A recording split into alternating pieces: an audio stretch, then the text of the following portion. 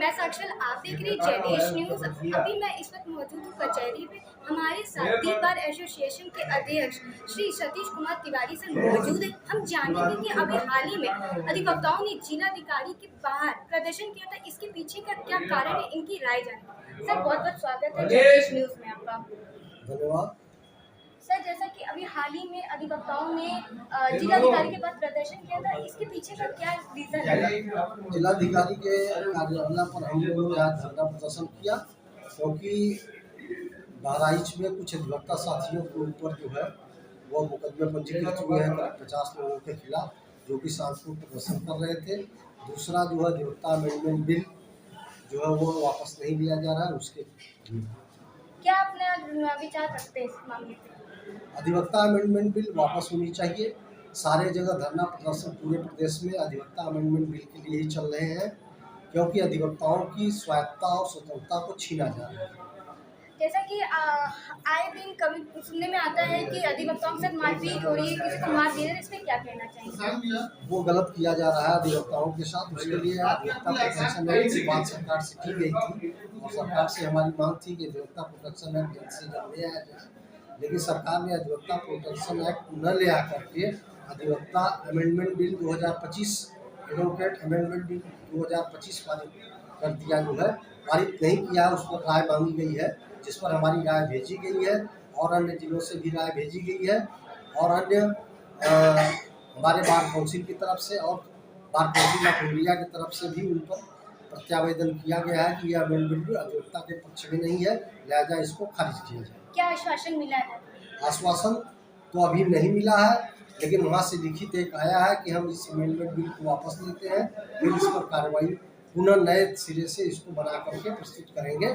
तो अगर पुनः नए सिरे से बना, अभी तक तो कोई पुनः नए सिरे से बना के प्रस्तुत नहीं किया जाता, अगर प्रस्तुत किया जाता है तो भविष्य में उस पर भी जो है हम लोग देखेंगे। अगर हमारे खिलाफ होगा तो उस पर कार्रवाई करेंगे। जैसा कि आए दिन आजकल साइबर अपराध हो गए, महिलाओं के साथ बढ़ते अपराध हो रहा है, इस पे जो है समय पे रह के निस्तारण नहीं हो रहा, इस पे क्या कहना चाहेंगे?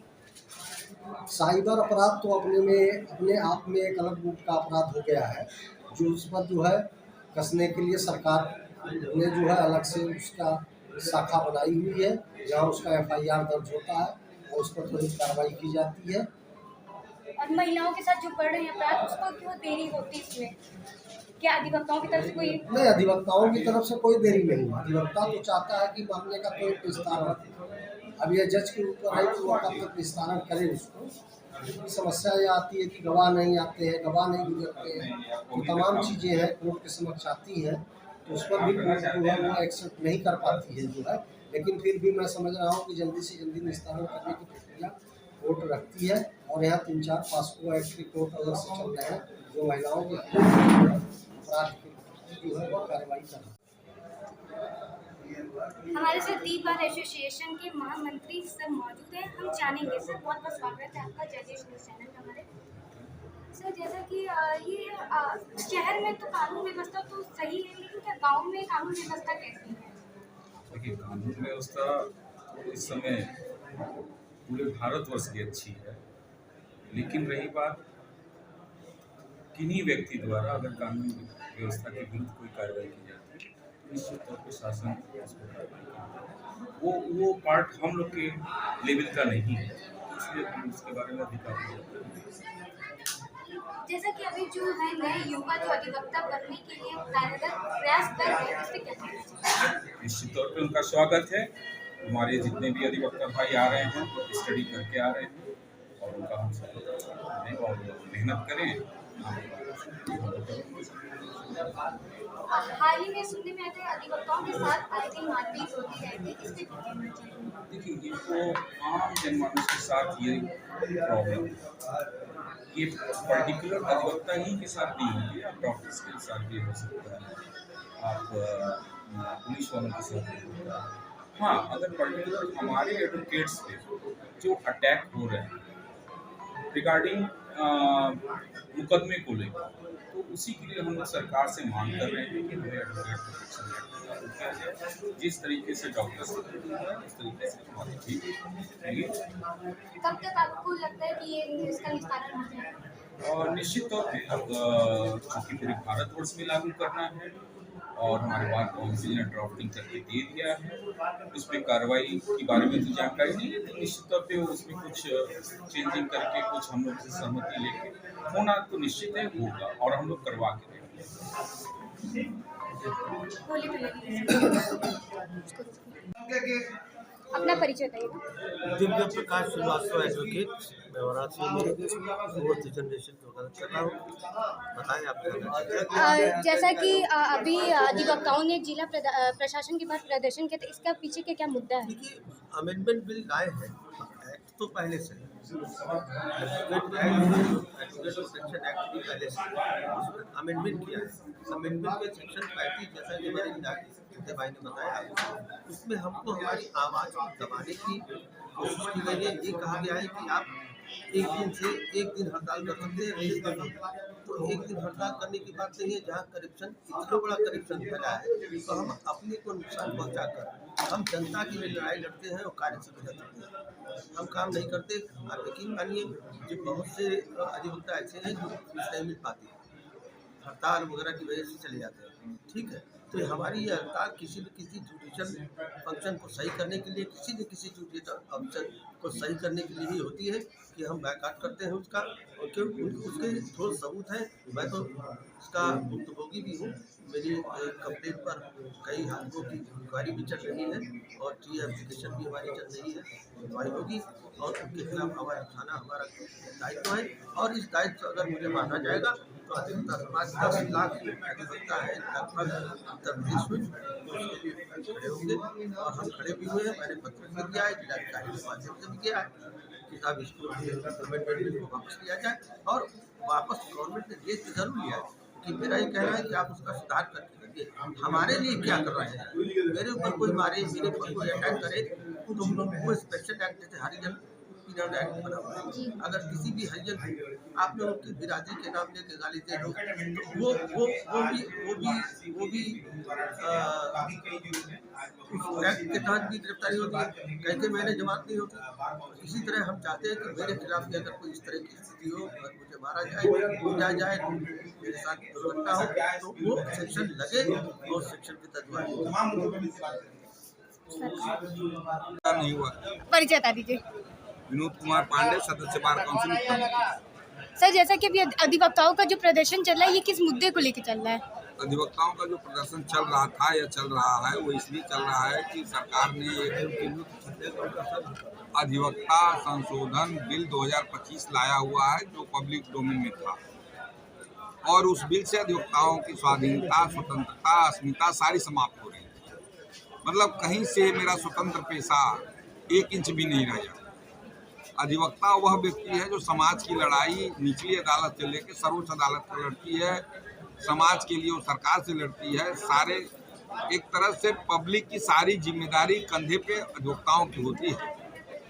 और सरकार, हमें लगता है कि सरकार अधिवक्ताओं पे बंदिश इसीलिए लगाना चाह रही है कि अधिवक्ता अपनी बात को, अपने विचार को, समाज के विचार को, समाज के न्याय को स्वतंत्र रूप से न कर। हर एक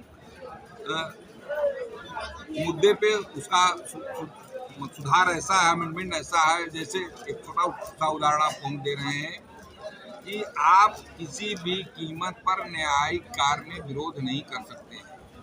अब सरकार को यह संशोधन लाने से पहले मेरे विचार से यह लाना चाहिए था कि अगर न्यायिक अधिकारी उनके किसी रूप में न्यायिक कार्य सुचारू रूप से नहीं कर रहे हैं, या अधिवक्ता किसी न्यायिक अधिकारी से पीड़ित है, तो वो किस पटल पर अपनी बात करें। आज के समय में आंदोलन, हड़ताल, बाइकाट के अलावा और अधिवक्ता के पास कोई हथियार नहीं। तो पहले तो समस्या के समाधान के लिए कोई उपाय आप सुझाइए। सरकार अधिवक्ताओं की मूलभूत समस्या की कोई बात नहीं करती है, न हेल्थ इंश्योरेंस की बात करती है, एडवोकेट प्रोटेक्शन एक्ट की बात करती है। आए दिन आप देख रही हैं कि पूरे देश में अधिवक्ताओं की हत्याएं हो रही हैं, उसमें सरकार मौन है, उसके लिए कोई बिल नहीं ला रही है। अधिवक्ता वह व्यक्ति है जो पूंजीपतियों से लड़ता है, माफियाओं से लड़ता है। किसी माफिया का मुकदमा आया तो हम उसके खिलाफ खड़े होंगे, किसी पूंजीपति का मुकदमा आया तो उसके खिलाफ भी खड़े होंगे। तो अधिवक्ता का जान हर समय खतरे में है। जी। और हम अपने जान को खतरे में रख के भी सही बात के लिए, सही न्याय के लिए लड़ते हैं, जिस पर वो अंकुश लगा रही है। जबकि अधिवक्ता के लिए न हेल्थ इंश्योरेंस की बात है, न प्रोटेक्शन एक्ट की बात है, न पुस्तकालय की बात है, न शौचालय की बात है। यहाँ 700 महिलाएं हैं, एक भी महिला शौचालय नहीं है। इस पर अधिवक्ता विचार नहीं, सरकार विचार नहीं कर रही है। और पूरे प्रदेश और देश की यही स्थिति है। प्रायः टीन शेड में बैठे हैं, गर्मी हो या बरसात हो, अब जहाँ इंटरव्यू ले रही हैं, इस पे कोई बात नहीं है कि अधिवक्ताओं को छत मिलना चाहिए, अधिवक्ताओं को लाइब्रेरी मिलनी चाहिए, अधिवक्ताओं को वह सुविधा मुहैया हो जिससे वो न्यायिक प्रक्रिया में सहयोग पूर्ण रूप से कर सकें। हर न्यायालय रिक्त है न्यायिक अधिकारियों से, उस पर कोई बात नहीं है। बात कहाँ है कि अगर अधिवक्ता कोई मुकदमा मान लीजिए हार गया, हर अधिवक्ता को हर मुकदमा जीत ही नहीं सकता जी। और वादी को ये लग गया कि हमको अधिवक्ता ने हरा दिया। अधिवक्ता हराता तो नहीं है, क्योंकि वो उसको ये लगता है कि हम मुकदमा जीते हैं तो हम जीते हैं, हमारा अगर मुवक्किल जीता है। मगर अब एक संशोधन में व्यवस्था है कि उस अधिवक्ता के खिलाफ परिवाद दाखिल करके उससे जुर्माना भी वसूल सकती है। ये संशोधन होना चाहिए। हम स्वतंत्र रूप से कोई मुकदमा देख सकते हैं, नहीं देख सकते। एक बार काउंसिल हमारी संस्था है जो हर अधिवक्ताओं के हित की बात करती है, उनका पंजीकरण करती है, उनके प्रोफेशनल व्यवहार को देखती है। उसमें 7 मेंबर सरकार अपना रखना चाह रही है, पूरे बार काउंसिल को अपने हाथ में लेना चाह रही है। तो इस तरह से तमाम ऐसे सुधार हैं जिनको अधिवक्ता किसी भी कीमत पर किसी भी रूप में स्वीकार करने को तैयार नहीं है, इसीलिए आंदोलित है। और अगर सरकार इसको लागू करेगी तो हमारा आंदोलन किसी भी स्तर तक जा सकता है। क्या कहना चाहेंगे हमारे चैनल के माध्यम से, सरकार पे क्या कहना चाहेंगे? सरकार पे यही कहेंगे कि सरकार को पहले अधिवक्ताओं की मूलभूत समस्या, उनके सम्मान और अस्मिता से नहीं खेलना चाहिए और एडवोकेट प्रोटेक्शन एक्ट लागू करे, जिससे हमारे अधिवक्ताओं की सुरक्षा हो सके जान माल की। हेल्थ इंश्योरेंस पे बात हो, जो कि बार काउंसिल और बार एसोसिएशन लगातार सरकार से यह बात करते रहे हैं, हमने भी किया है और अन्य मेंबरों ने भी इस बात को उठाया है। अच्छी लाइब्रेरी की व्यवस्था करें, न्यायिक अधिकारियों की कमी न होने दें, सुलभ शौचालय और 3 शेड मुक्त कचहरी करें। और अगर इतनी व्यवस्था सरकार देगी तो अधिवक्ता भी अपने कर्तव्य को समझता है, वो बेवजह हड़ताल और न्यायिक कार्य में बाधक कभी नहीं बनता। ये मेरा रोजी रोटी है, इसी से हम अपने परिवार को जिलाते खिलाते हैं, पढ़ाते हैं, इलाज करते हैं। हम कब चाहेंगे कि हमारा काम बाधित हो? बताइए, कोई दुनिया में ऐसा व्यक्ति है जो अपने ही काम को अपने से बाधित करे? ऐसा तभी होता है जब वो एकदम मजबूर हो।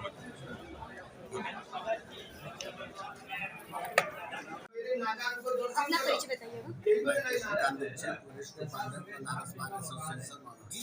आजकल सुनने में आ रहा है कि जो अधिवक्ताओं के साथ मारपीट हो रही है, इस पे आप क्या कहना चाहेंगे?